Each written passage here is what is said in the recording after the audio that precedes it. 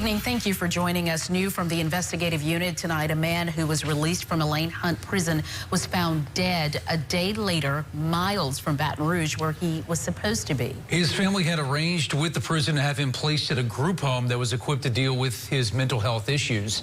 But as the WBRZ investigative unit and Best Cassidy report, he was never dropped off there. She spoke with the man's family, who is demanding accountability for his death.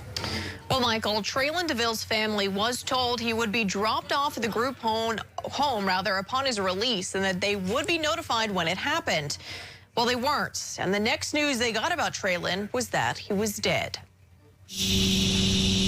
On a hot July day in Ville Platte, deputies are responding to a call about a man lying in the middle of a country road. He's unresponsive and not entirely clothed. The man is 27-year-old Traylon DeVille, recently released from Elayn Hunt Correctional Center. According to his family, he was trying to get home. He was on Angus Road, which is the home that he lived in before he was incarcerated. The problem is he wasn't supposed to be there, rather 80 miles away in Baton Rouge. DeVille had spent the last 10 years in prison for an armed robbery he committed when he was 17. His family says he struggled with his mental health his whole life, and it didn't get any better while he was incarcerated. Schizophrenia, bipolar, and solitary confinement does not add up. As his release date approached, his family began making plans for where he was going to stay. Due to his mental health issues, they wanted to get him care rather than have him come stay with them. Well, we were working on getting him a place because he didn't have an address yet. His social worker told us okay, and Morgan did find a place. And we were all on the phone with the hospital from Lake Charles. But the social worker decided later he had a better place. That social worker told the family Traylon was set up to go to this group home on Molly Lee Drive. And he said that he was going to get roundabout care, wraparound services, 24-hour care. And so I asked him, once he's there, can he check himself out? And he said yes. But he was like, with all the care he'll get, he'll probably stay there. But instead of a phone call telling them Traylon was being released and on his way to his new home in Baton Rouge, his family got a call from the Evangeline Parish Sheriff's Office. Traylon was dead. When deputies found Traylon on that road, they suspected he was overdosing, so they gave him Narcan. But it didn't work, and he died at the hospital. If he's schizophrenic, he's bipolar. He could have been manic at that point. Probably was.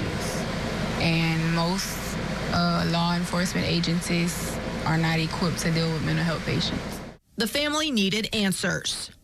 So I called Hunt and I asked him, where is Traylon?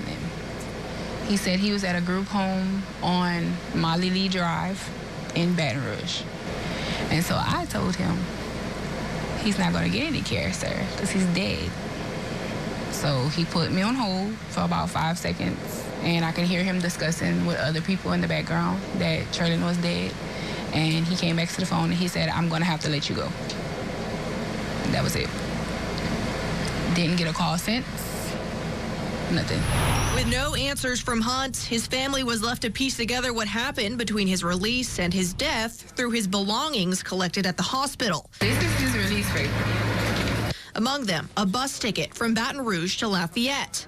They had to find out if Traylon ever made it to that group home. He didn't, because we called the group home and they never heard of Traylon. We decided to ask for ourselves in person and went to the home on Molly Lee. We're trying to get some information about an inmate who was supposed to be staying here. Oh, okay. I don't know about all that. I'm not the manager. After I asked for contact for the manager, the man responded anyway.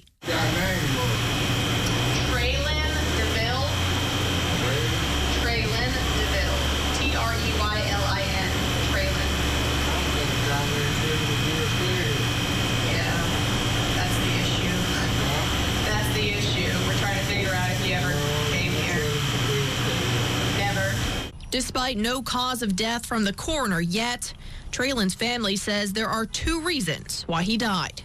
Hunt's And the social worker. The social worker especially. They blame the lack of communication inside Hunt and what they say is no compassion for inmates. And you don't care. He's just another number. So you just let him out to die on the street like a dog, literally. According to the Department of Corrections, Traylon's release is currently under investigation. Through a public records request, we learned that the officer over transportation has been reassigned.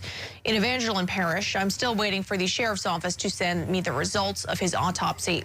For the investigative unit, Bess Casserly, WBRZ News 2.